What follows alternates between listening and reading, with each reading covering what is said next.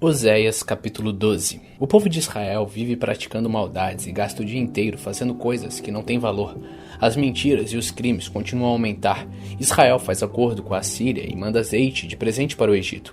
O Senhor Deus tem uma acusação contra o povo de Judá e vai castigar o povo de Israel por causa dos seus pecados.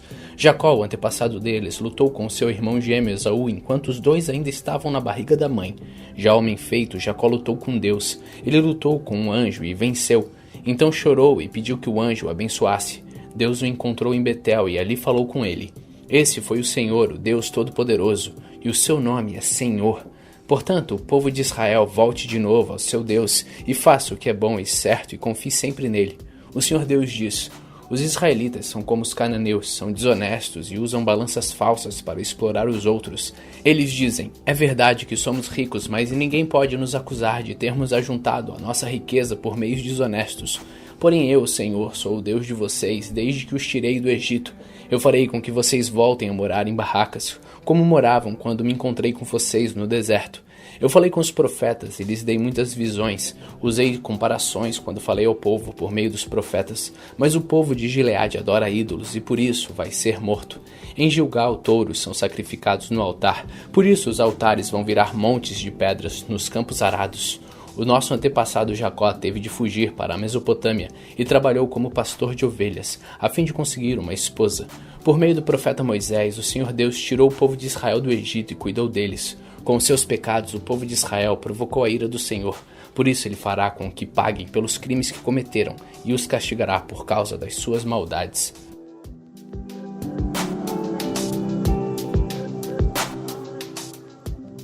Oséias capítulo 13.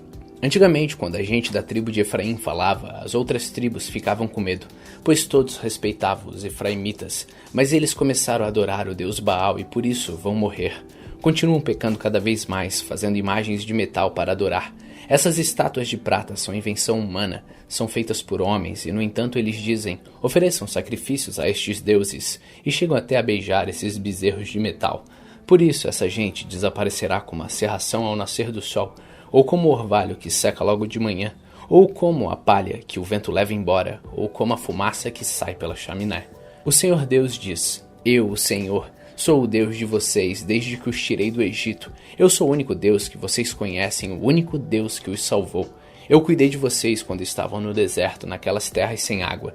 Mas quando entraram na boa terra, vocês tiveram comida de sobra e ficaram satisfeitos. Então, corações de vocês se encheram de orgulho e vocês esqueceram de mim.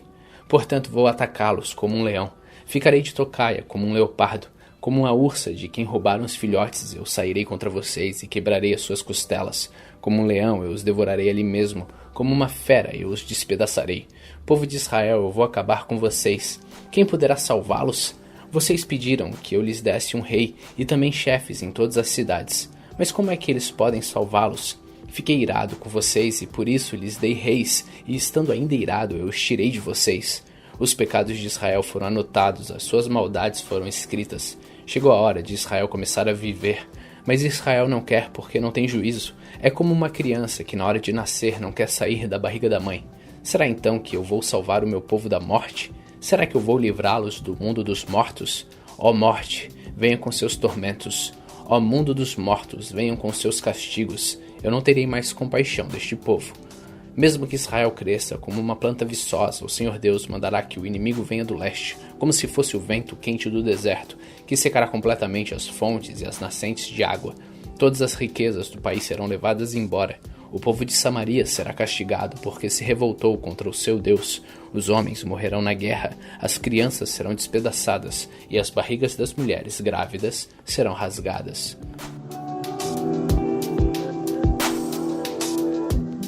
Oséias capítulo 14. Povo de Israel, volte para o Senhor seu Deus. Você caiu porque pecou. Voltem para Deus e orem assim: perdoa todos os nossos pecados, ouve a nossa oração, e os nossos louvores serão o sacrifício que te ofereceremos.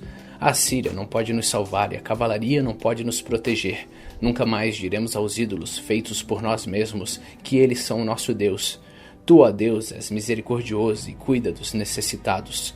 O Senhor Deus diz: vou curar o meu povo da sua infidelidade e vou amá-los com todo o meu coração. pois não estou mais irado com eles. Serei como a chuva para Israel, e ele dará flores como os lírios. As suas raízes serão profundas como as árvores do Líbano. Os seus galhos se estenderão, bonitos como os galhos das oliveiras, e perfumosos como os cedros do Líbano. Mais uma vez Israel viverá debaixo da minha proteção. Eles crescerão como o trigo, darão frutas como a parreira, e serão famosos como o vinho do Líbano. O povo de Israel dirá: os ídolos não valem nada. Sou eu, Senhor Deus, que atendo às orações do meu povo. Sou eu que tomo conta deles. Como um pinheiro verde eu lhes dou abrigo, e de mim eles recebem todas as bênçãos. Que as pessoas sábias e ajuizadas entendam a mensagem deste livro e meditem nela. Os caminhos de Deus, o Senhor, são certos. Os bons andarão neles, mas os pecadores tropeçarão e cairão.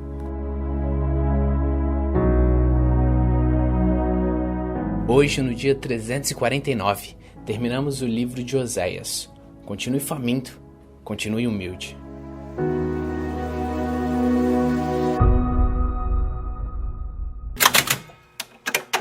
1 Pedro capítulo 4.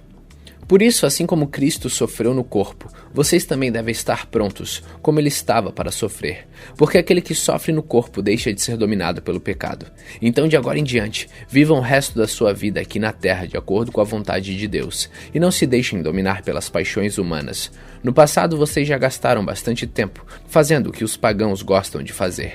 Naquele tempo, vocês viviam na imoralidade, nos desejos carnais, nas bebedeiras, nas orgias, na embriaguez e na nojenta adoração de ídolos. Agora os pagãos ficam admirados quando vocês não se juntam com eles nessa vida louca e imoral, e por isso os insultam. Porém, eles vão ter de prestar contas a Deus, que está pronto para julgar os vivos e os mortos, pois o Evangelho foi anunciado também aos mortos, os quais morreram por causa do julgamento de Deus, como morrem todos os seres humanos. O Evangelho foi anunciado a eles, a fim de que pudessem viver a vida espiritual como Deus quer que eles vivam. O fim de todas as coisas está perto. Sejam prudentes e estejam alertas para poder orar. Acima de tudo, amem sinceramente uns aos outros, pois o amor perdoa muitos pecados. Hospedem uns aos outros sem reclamar. Sejam bons admiradores dos diferentes dons que receberam de Deus. Que cada um use o seu próprio dom para o bem dos outros. Quem prega, pregue a palavra de Deus. Quem serve, sirva com a força que Deus dá. Façam assim para que em tudo Deus seja louvado, por meio de Jesus Cristo, a quem pertencem a glória e o poder para todos sempre. Amém. Meus queridos amigos, não fiquem admirados com a dura prova de aflição pela qual vocês estão passando, como se alguma coisa fora do comum estivesse acontecendo a vocês. Pelo contrário, alegrem-se por estarem tomando parte nos sofrimentos de Cristo, para que fiquem cheios de alegria quando a glória dele for revelada. Vocês serão felizes se forem insultados por serem seguidores de Cristo, porque isso quer dizer que o glorioso Espírito de Deus veio sobre vocês. Se algum de vocês estiver de sofrer, que não seja por ser assassino, ladrão, criminoso, ou por se meter na vida dos outros. Mas se alguém sofrer por ser cristão, não fique envergonhado, mas agradeça a Deus o fato de ser chamado por esse nome. Pois o tempo de começar o julgamento já chegou, e os que pertencem ao povo de Deus serão os primeiros a serem julgados. Se esse julgamento vai começar conosco, qual será o fim daqueles que não creem no Evangelho de Deus? Como dizem as Escrituras Sagradas, se é difícil os bons serem salvos, o que será daqueles pecadores que não querem saber de Deus? Por isso, os que sofrem porque esta é a vontade de Deus para eles, devem, por meio das suas boas ações, entregar-se completamente aos cuidados do Criador, que sempre cumpre as suas promessas. 1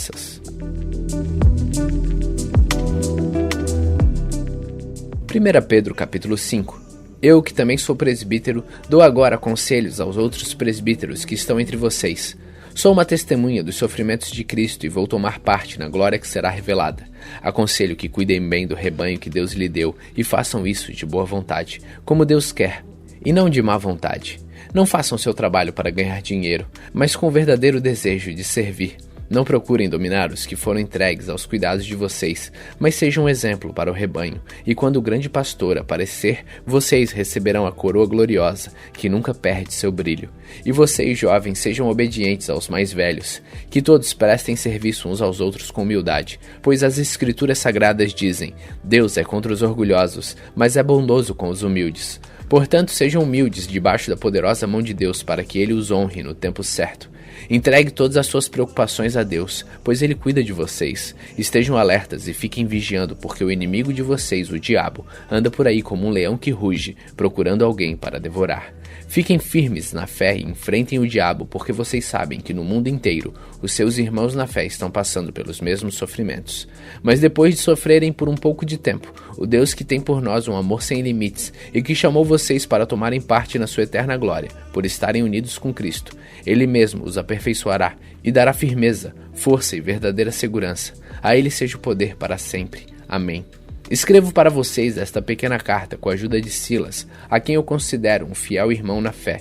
Quero animá-los e dar meu testemunho de que as bênçãos que vocês têm recebido são uma prova verdadeira da graça de Deus. Continuem firmes, pois, nessa graça. A igreja que está em Babilônia, escolhida também por Deus, manda saudações. O meu filho Marcos também manda saudações.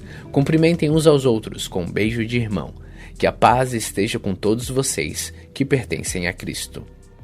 Hoje, no dia 349 de nossa leitura, terminamos pela segunda vez nesse ano a primeira carta de Pedro. Continue faminto, continue humilde.